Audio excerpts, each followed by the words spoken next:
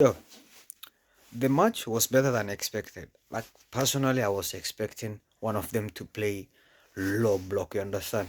For for what we know, both teams like playing defensive style football. But today, they were trying. Atletico was not defending much. Arsenal was not defending much. Um, yeah, I think I think Arsenal game plan was to injure the main players. That's why you have seen, what's it called, Julian Alvarez. I think he's injured. That's why he was taken off because normally he plays 90 minutes in the major games or the big matches, and he's their main threat.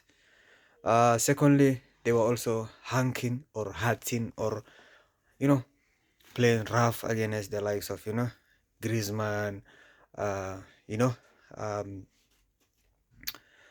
and Adamana Lukman, which on a football side is not a good thing to target players, and it always comes back to you, like when you need the most, like when you don't even expect. That's when it hurts you the most. So playing dirty games, it doesn't help unless you are Stock City. You understand? Who knows how to do it with Tony Pulis? You understand? Uh, that aside, I think watching the game we watched yesterday, the expectation everyone had was so high that like no matter how well either team will have played, they wouldn't have matched it because of the quality difference. Because Bayern and PSG are on a different level. Let's be honest. To the rest. So I think to the standards we expect Arsenal to play or Atletico to play, I think Atletico had a lot to give. We haven't seen the real Atletico that we have been seeing recently. Could be because they were scared. Could be because they were, careful. They wanna go to the final. Could be, so many things. So many things. For Arsenal, I think it's a positive result for them. Going away, drawing 1-1. They have nothing to. They just need to go home and do the rest. You understand? So both teams, I think they knew their game plans, but I think Arsenal game plan in this time has won. So my opinion is that because if you go away and get a draw, you don't need much, right? Other than that, I think the game was not dull as people will make it. Penalties, I don't think the Arsenal penalty is a penalty, honestly speaking. Just like the way yesterday's PSG penalty was not a penalty. Um, the second one, yeah, of course, it wasn't a penalty that they got, but on the other side, even the one Atletico got was a soft. So it's a game of penalties where penalties have decided the game.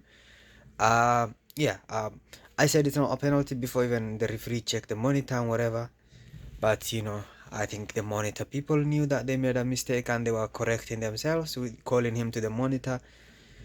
Like I've always said, I think we need to hear what these people are talking about because they call someone to the monitor. We don't hear what they are talking. We don't hear their conversations. I think there should be a side speaker there. We hear what they're saying. We should also hear what the referee is telling them. You understand? So, yeah, that's aside. I think,